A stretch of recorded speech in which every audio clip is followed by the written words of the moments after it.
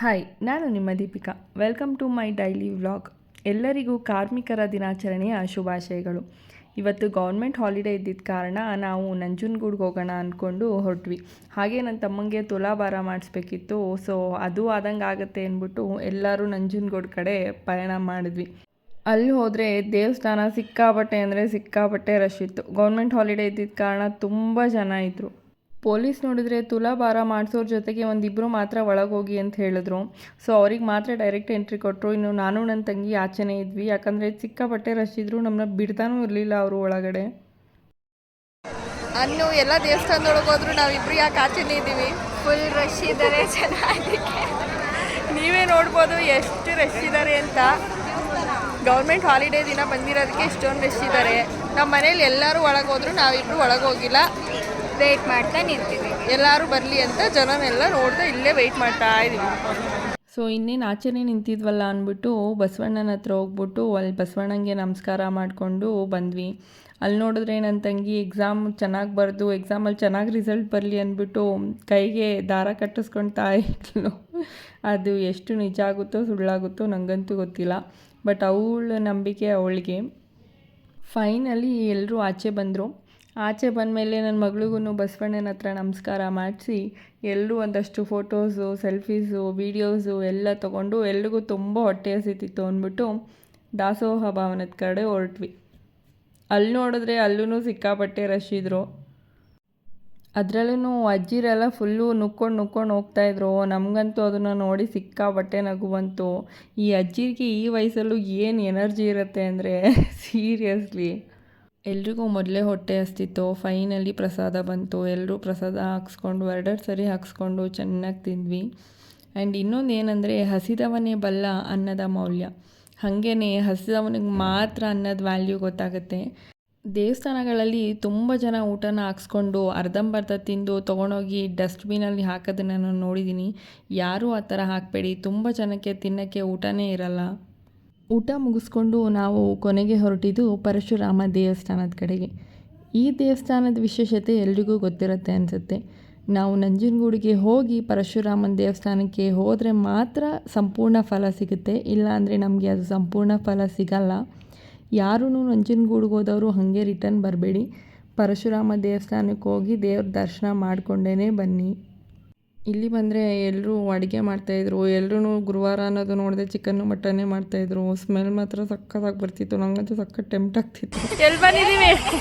ನಂಜನಗೂಡು ಮುಗಿಸ್ಕೊಂಡು ಊಟ ಮಾಡ್ಕೊಂಡು ಪರಶುರಾಮ ದೇವಸ್ಥಾನಕ್ಕೆ ಹೋಗ್ತಾ ಇದ್ದೀವಿ.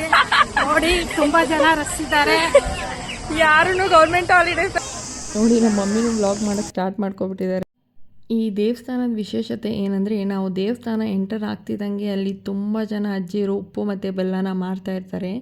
ಆ ಉಪ್ಪು ಮತ್ತು ಬೆಲ್ಲನ ತೊಗೊಂಡೋಗಿ ದೇವಸ್ಥಾನದಲ್ಲಿ ಪೂಜೆ ಮಾಡಿಸಿ ಅದಕ್ಕೆ ತೀರ್ಥ ಹಾಕಿಸಿ ದೇವಸ್ಥಾನದ ಸುತ್ತ 3 ಪ್ರದಕ್ಷಿಣೆ ಹಾಕ್ಕೊಂಡು ಬಂದು ಮತ್ತೆ ಅದನ್ನು ಹರಿತಾ ಇರೋ ನೀರ ಹತ್ರ ತೊಗೊಂಡು ಬಂದು ನಮಗೆ 3 ಸರಿ ನಿವಾಳಿಸ್ಕೊಂಡು ಆ ಉಪ್ಪು ಬೆಲ್ಲನ ನೀರೊಳಗೆ ಬಿಟ್ಟರೆ ಆ ಉಪ್ಪು ಬೆಲ್ಲ ಕರಗ್ದಂಗೆ ನಮ್ಮ ಕಷ್ಟನೂ ಕರಗತ್ತೆ ಅನ್ನೋದು ನಂಬಿಕೆ. ಇದೇ ನಂಬಿಕೆನ ನಾವು ಫಾಲೋ ಮಾಡೋಣ ಅಂದ್ಬಿಟ್ಟು ನಾವು ಕೂಡ ಉಪ್ಪು ಬೆಲ್ಲ ತಗೊಂಡು ದೇವಸ್ಥಾನದಲ್ಲಿ ಪೂಜೆ ಮಾಡಿಸಿ ಅದಕ್ಕೆ ತೀರ್ಥ ಹಾಕಿಸಿ 3 ಪ್ರದಕ್ಷಿಣೆ ಹಾಕ್ಕೊಂಡು ಅಲ್ಲಿ ಹರಿತಾ ಇರೋ ನೀರಿಗೆ ತೊಗೊಂಡೋಗಿ ಉಪ್ಪು ಬೆಲ್ಲನ ಬಿಟ್ವಿ. ಇದರಿಂದ ನಾವು ನಮ್ಮ ಕಷ್ಟ ಸ್ವಲ್ಪ ಮಟ್ಟಿಗೆ ಆದರೂ ಪರಿಹಾರ ಆಗುತ್ತೆ ಅಂದ್ಕೊಂಡಿದ್ದೀವಿ. ಯಾಕಂದರೆ ಯಾರಿಗೆ ತಾನೇ ಕಷ್ಟ ಇರಲ್ಲ ಹೇಳಿ. ಈ ಥರ ಮಾಡೋದ್ರಿಂದ ಸ್ವಲ್ಪನಾದರೂ ನಮ್ಮ ಕಷ್ಟಕ್ಕೆ ಪರಿಹಾರ ಸಿಗುತ್ತೆ ಅಂತ ಅಂದ್ಕೊಂಡಿದ್ದೀನಿ. ಸಿಕ್ಕಿದ್ರೆ ಸಾಕು. ಇಲ್ಲಿ ಬಂದರೆ ನನ್ನ ಮಗಳು ನೀರಲ್ಲಿ ನಮ್ಮ ಮಮ್ಮಿ ಜೊತೆ ಎಲ್ಲ ಚೆನ್ನಾಗಿ ಆಟ ಆಡಿಕೊಂಡು ಡ್ಯಾನ್ಸ್ ಮಾಡಿಕೊಂಡು ಕುಣಿದಾಡ್ತಾಯಿದ್ಲು. ಮೊದಲೇ ಅವಳಿಗೆ ನೀರಂದರೆ ತುಂಬ ಇಷ್ಟ. ಮನೇಲೂ ಅಷ್ಟೇ ಬರೀ ನೀರಲ್ಲೇ ಆಟ ಆಡ್ತಾ ಇರ್ತಾಳೆ.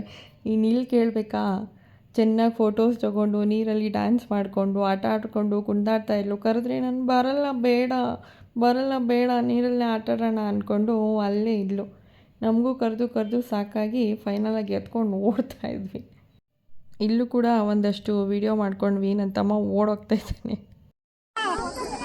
ಹೋಗಲ್ವಾ? ಯಾಕೆ ಹೋಗಲ್ಲ? ಎಲ್ಲೋಗ್ಬೇಕು? ಎಲ್ಲೋಗ್ತಿದ್ಯಾ? ಬಾ ಹೋಗೋಣ. ನಾವು ಹೋಗ್ತಾ ಇದೀವಿ ಇಲ್ಲಿ. ಸರಿ ಬಾಯ್ ಚಿನ್ನು. ಬಾಯ್ ಚಿನ್ನು. ಬಾಯ್ ಬಾಯ್ ಬಾಯ್. ಹೋಗು ನೀನು. ಮತ್ತೆ ಓಡ್ಬಾ ಓಡ್ಬಾ.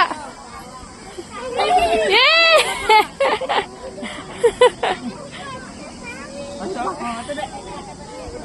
ನೋಡಿ ಇಲ್ಲೂ ಕೂಡ ನನ್ನ ತಮ್ಮನ್ನ ಬಿಡದೆ ಅಂಕಿ ಬಾ ಅಂದ್ಕೊಂಡು ಅಲ್ಲಿ ಇಲ್ಲಿ ಕರ್ಕೊಂಡು ಹೋಗ್ತಾ ಇದ್ದಾಳೆ. ಅವನು ಗಲೀಜೆಲ್ಲ ಮುಟ್ಟೋದು ನೋಡೋಕ್ಕಾಗದೆ ಎತ್ಕೊಂಡು ಓಡ್ ಬಂದ್ಬಿಟ್ಟ.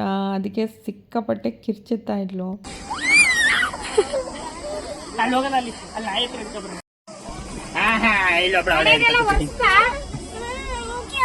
ನೋಡು ದೇವ್ರದೆಲ್ಲ ಒರ್ಸ್ಕೊಂಡಿದ್ಯಾ, ನಿಂಗೆ ದೇವ್ರ ಶಾಪ ಕೊಡ್ತಾನೆ.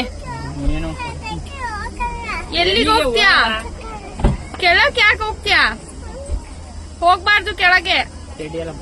ಇಲ್ಲೂ ಕೂಡ ದೇವ್ರ ದರ್ಶನ ಮುಗಿಸ್ಕೊಂಡು ಫೈನಲಿ ಮನೆ ಕಡೆ ಹೊರಟ್ವಿ. ಎಲ್ಲರೂ ತುಂಬ ಟಯರ್ಡಾಗಿದ್ರು. ತುಂಬ ಟಯರ್ಡಾಗಿ ಕಾರಲ್ಲೇ ಚೆನ್ನಾಗಿ ನಿದ್ರೆ ಮಾಡ್ತಾಯಿದ್ರು. ಇಷ್ಟು ದಿನ ನಮಗೆ ಸಪೋರ್ಟ್ ಮಾಡ್ದಂಗೆ ಇನ್ನು ಮುಂದೆನೂ ನಮಗೆ ಸಪೋರ್ಟ್ ಮಾಡಿ. ನಿಮ್ಮೆಲ್ಲರ ಆಶೀರ್ವಾದ ನಮಗೆ ಬೇಕು. ನಮ್ಮ ಇನ್ಸ್ಟಾಗ್ರಾಮ್ ಪೇಜ್ ದ ಮೈಸೂರು ಜೋಡಿನ ಫಾಲೋ ಮಾಡಿ ಆ್ಯಂಡ್ ನಮ್ಮ ಯೂಟ್ಯೂಬ್ ಚಾನಲ್ ದ ಮೈಸೂರು ಜೋಡಿನ ಸಬ್ಸ್ಕ್ರೈಬ್ ಮಾಡಿ. Thank you.